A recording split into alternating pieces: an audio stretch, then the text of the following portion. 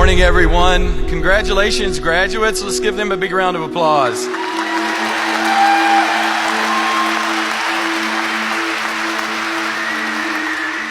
It's my pleasure today to provide an introduction to today's speaker, Ashraf Habibullah. Many students, when they graduate, sometimes they forget the commencement speaker. I don't think that will be the case today.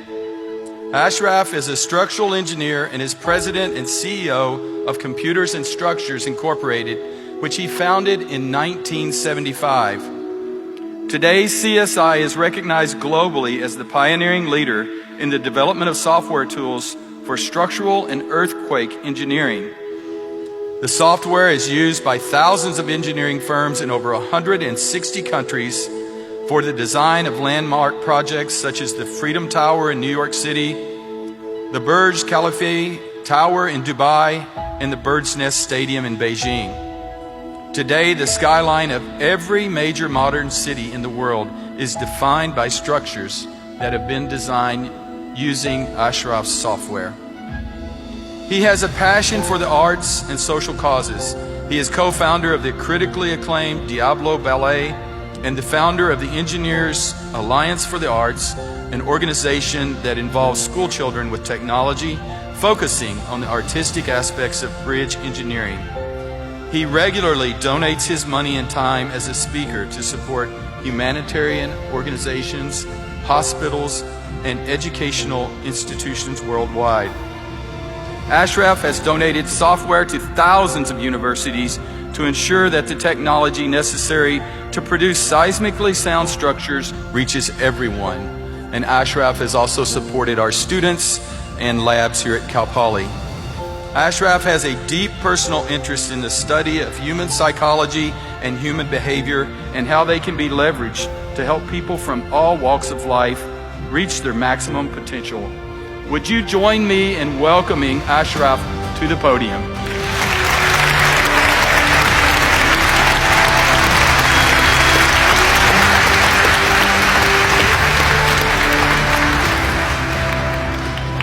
Well, thank you so much. I just didn't know I was that good. I just have to tell you, I love Cal Poly. I mean, I have friends here that are students. I have friends that have graduated from here to become amazing young professionals. And I have friends that graduated literally 40 years ago. And I have so many incredible stories. But those are for another time. Today, this day is about you, to celebrate you. And you know what? The reason I'm so excited to be here is because in the fall of 1969, I was sitting where you are. So that was exactly 50 years ago, you know? So I'm here to celebrate with you guys. And I remember those days. I remember that day vividly like it was yesterday. And you are going to remember this forever. The feeling, the accomplishment, and the relief. You know, the fact that this phase is behind you. You know, I remember all of that. But you know, one thing I really don't remember. Who was my keynote speaker? You know, I really don't remember that. So I want to make sure that that doesn't happen to you. And you know what? They make me wear this thing. They say I need to look respectable. Well, you know, I'm here to celebrate with you guys. Why do I have to look respectable? You know? So I'm going to take this thing off.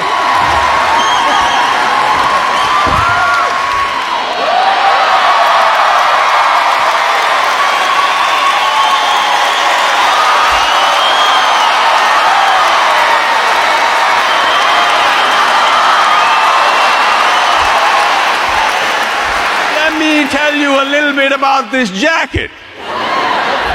You see, I think every keynote speaker needs to have a jacket like this. Because you know, when you come to a commencement and you wear a jacket like this, you can basically say anything you want to. Because nobody's listening. They focus on the jacket. And of course, you get invited everywhere, and they never forget you. Try taking this thing through security with them wires and them batteries. You know, they actually make me take it out of the bag and wear it. Can you imagine 500 people in line in Dubai? And here I am at the head of the line with my lights on. All kidding aside, you know, I came to America, this is also 50 years ago. December 8th, 1969 is when I landed in this incredible land from Pakistan. And I remember my dad taking me up to the plane, and he was a colonel in the army, so he could get into the plane. He sat me down on the chair, and he said, "Go make something of your life.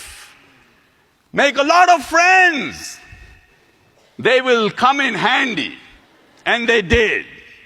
Over the past 50 years, I have made friends everywhere. And they have done exactly what my father said. They molded my life. So today, I'm here to make new friends. All of you. I want a picture with every one of you.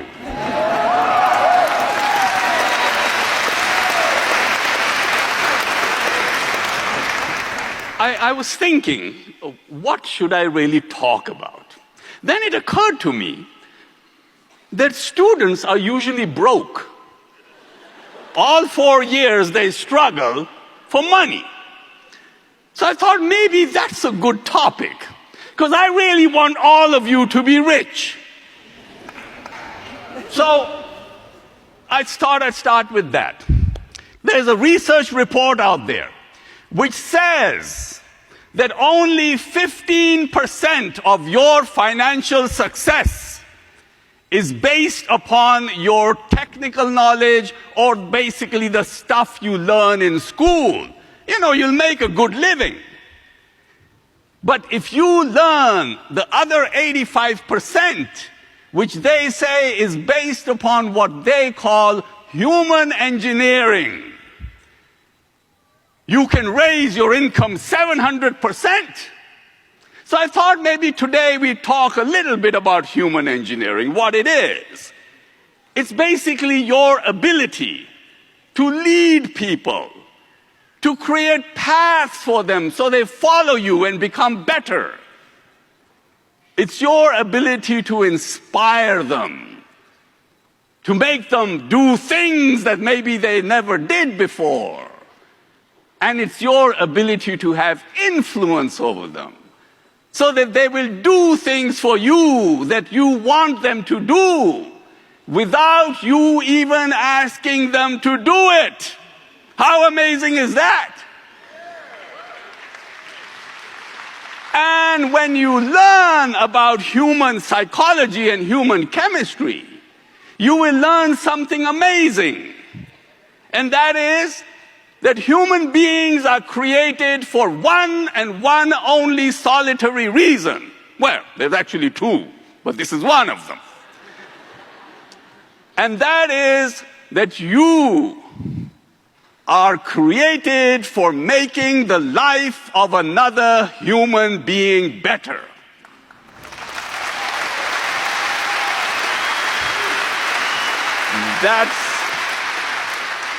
That's not religion.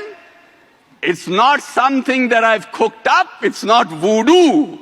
It's part of your human chemistry. That's the way you are built. It's the way your constitution is. That is the reason why when you do something nice for somebody, you actually feel amazing. Nature has created a reward system when you do the things that nature wants you to do, it rewards you with an amazing feeling. Have you ever thought, why would anybody like you? I mean, has it ever occurred to you? I mean, why would you like me? Because of my lighted jacket? Or my Madonna hat? How about them Madonna boots? No. People like you for only one reason, and you learn this, and it's best that you learn it when you're young. It will serve you well. People like you for only one reason, and that one solitary reason is how they feel about themselves when they are in your presence. That's what makes them like you.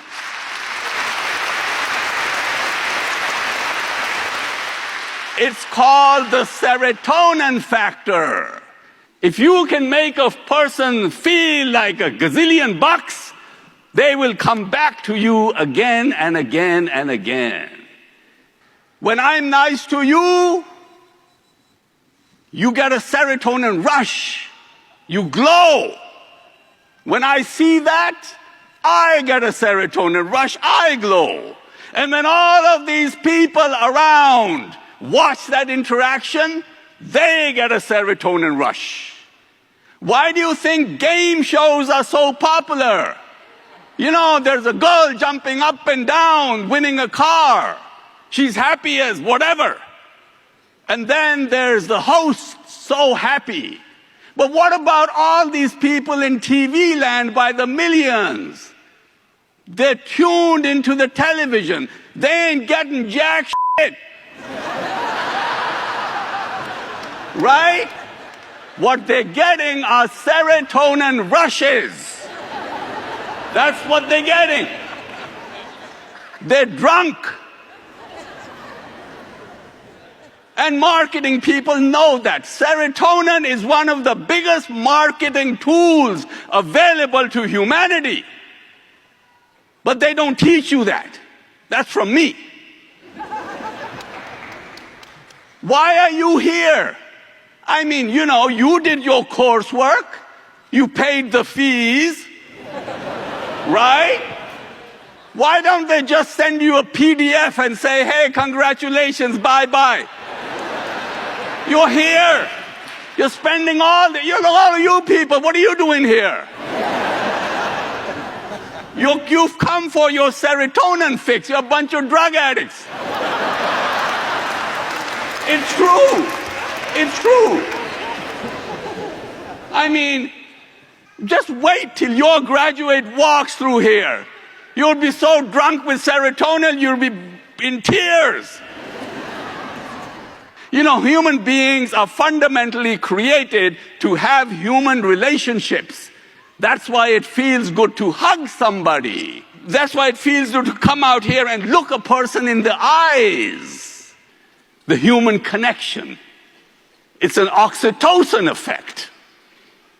You know, I developed software for designing buildings and bridges to stand up in earthquakes.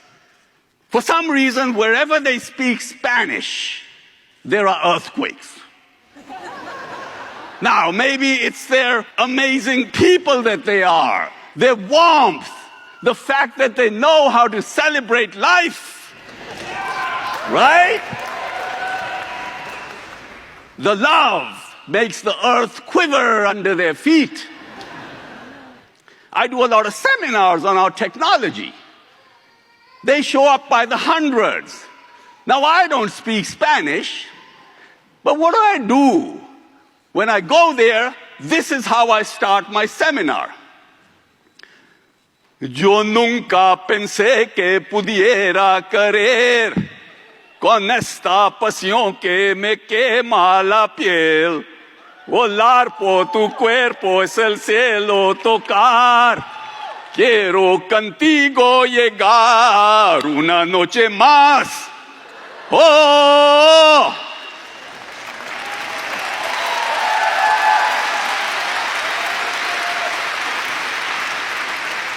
Now, I haven't the foggiest idea what that means. Because I don't speak Spanish. But what does it do to an audience that speaks Spanish? 2,000 of them. It connects you with them. It gives them an oxytocin rush, makes them feel amazing about themselves. And what does that do? That bonds them with you. From that point onward, you can do no wrong. So learn about human psychology and human chemistry. It'll serve you well. It'll make you rich. You know, when you have amazing instructors like you have at this university, they don't just teach you. Implicitly, they instill into you a willingness to learn. And that stays with you.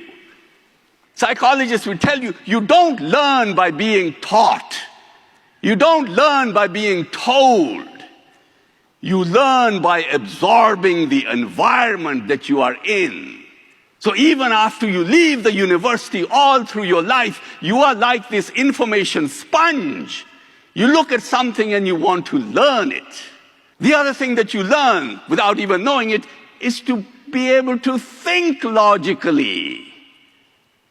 So you can figure out stuff for yourself. You know, one of the greatest things that I learned without even knowing it in college is my friends. Just by being around them, they taught me how to live out of my comfort zone. They made me shameless. Look at this. But it has served me well. So living out of your comfort zone is the most important things that you need to think about, because these are the most amazing times for you to graduate.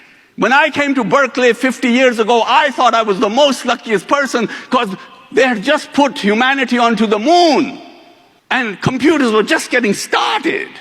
Now I look at the opportunities you have today, and with the background that you've received here, you can step into any field. So try anything. Try everything. You know, the biggest tragedy in life is not death. The biggest tragedy in life is arriving at the end of your life and looking back at all of the opportunities that you missed because you were afraid to step out of your comfort zone and answer the door when opportunity knocked. At that point, you wouldn't have to worry about how you're going to die, because that thought alone will kill you. Don't let that happen to you. Try everything. Because when you try everything, you will find that passion will find you. I mean, I wanted to be a rock star. I wanted to come to America, put Elvis Presley out of business, and run away with Mary Tyler Moore. When it turned out that that probably was not going to happen, I became a structural engineer. And it's been amazing. When you try everything, eventually passion will find you. And you will end up having such an incredible job that you're willing to do it for free. How amazing is that? There will be no difference between your work and your play. Every person will be looking at you and wondering, is this sucker working or is he playing? You're actually doing both. And at that point, you would have mastered the art of living.